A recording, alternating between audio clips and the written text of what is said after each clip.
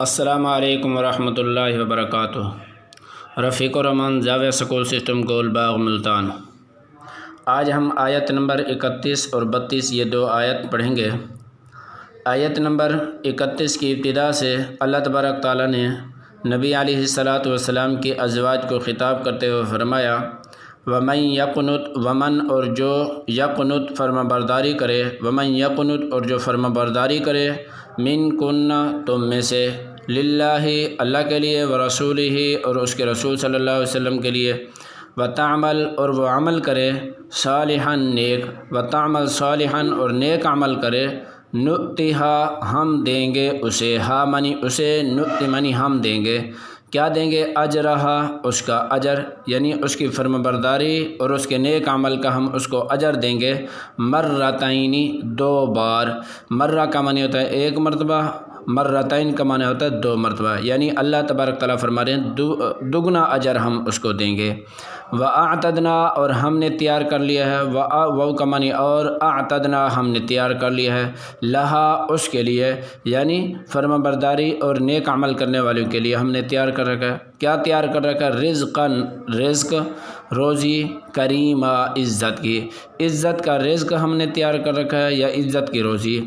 اب اس آیت کے اندر اللہ تبارک تعالیٰ نے نبی علیہ السلام کی ازواج یعنی نبی کی بیویاں ہماری ماؤں کو خطاب کرتے ہوئے فرمایا تم میں سے جو کوئی نبی علیہ السلام اور اللہ کی فرما برداری کرے گی اور نیک عمل کر کے آئے گی تو آخرت کے اندر ہم نے اس کے لیے دگنا اجر تیار کر رکھا ہے، اور دوسرا یہ کہ اس کے لیے عزت کی روزی یعنی جنت کا رزق ہم نے تیار کر رکھا ہے۔ دوسری آیت نمبر 32 کے اندر فرمایا یا نساء، یا نساء کا معنی ہوتا ہے اے عورتوں، لیکن یہاں یا نساء سے مراد اے نبی صلی اللہ علیہ وسلم کی بیویوں، یا کا معنی اے نساء عورتوں کو کہتے ہیں لیکن یہ خطاب بیویوں کے لیے، اے بیویوں، النبی نبی صلی اللہ علیہ وسلم کی، اے نبی صلی اللہ علیہ وسلم کی بیویوں،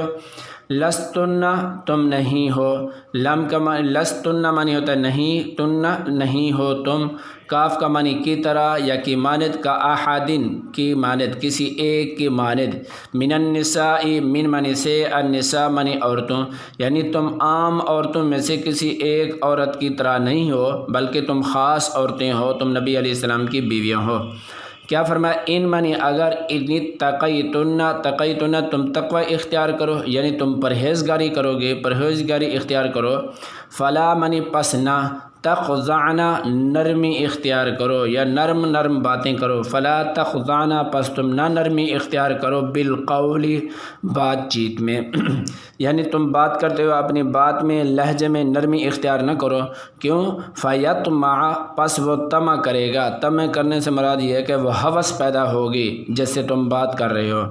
الذی اس شخص کے، فی منی میں، قلب ہی اس کے دل، فی منی میں، قلب منی دل، ہی منی اس کے، یعنی جس کے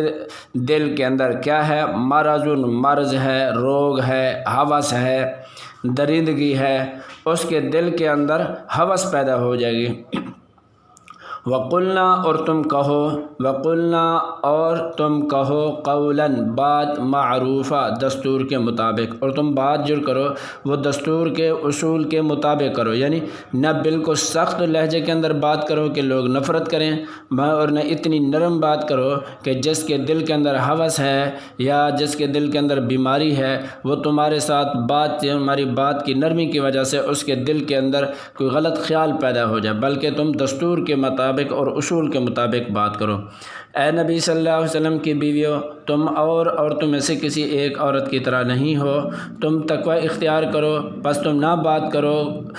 نرم لہجے کے ساتھ، پس وہ طمع کرنے لگے گا وہ شخص جس کے دل کے اندر کوئی مرض ہے، اور تم بات کرو دستور کے مطابق بات کرنا۔ یہ آج کی ہماری دو آیات تھیں۔ ان کے اندر سوال بھی آ سکتا ہے کہ اللہ تبارک تعالیٰ نے نیک عمل کرنے والوں کے لیے کیا آخرت کے اندر تیار کر رکھا ہے؟ تو جواب یہ ہے کہ اللہ نے ان کے لیے دگنا اجر اور جو نا عزت کی روزی تیار کر رکھی ہے۔ اسی طرح نبی علیہ الصلاۃ والسلام کی ازواج کو اللہ تبارک تعالیٰ نے کیا خطاب فرمایا؟ اللہ نے یہ خطاب فرمایا کہ تم عام عورتوں کی طرح نہیں ہو بلکہ تم خاص عورتیں ہو، اور تمہیں ان کو حکم دیا کہ تم جو نا تقوی اختیار کرو اور تم اپنی بات کے اندر نرمی اختیار نہ کرو، اور تم بات کرو دستور کے مطابق۔ آج کا ہمارا یہ سبق تھا۔ السلام علیکم ورحمۃ اللہ وبرکاتہ۔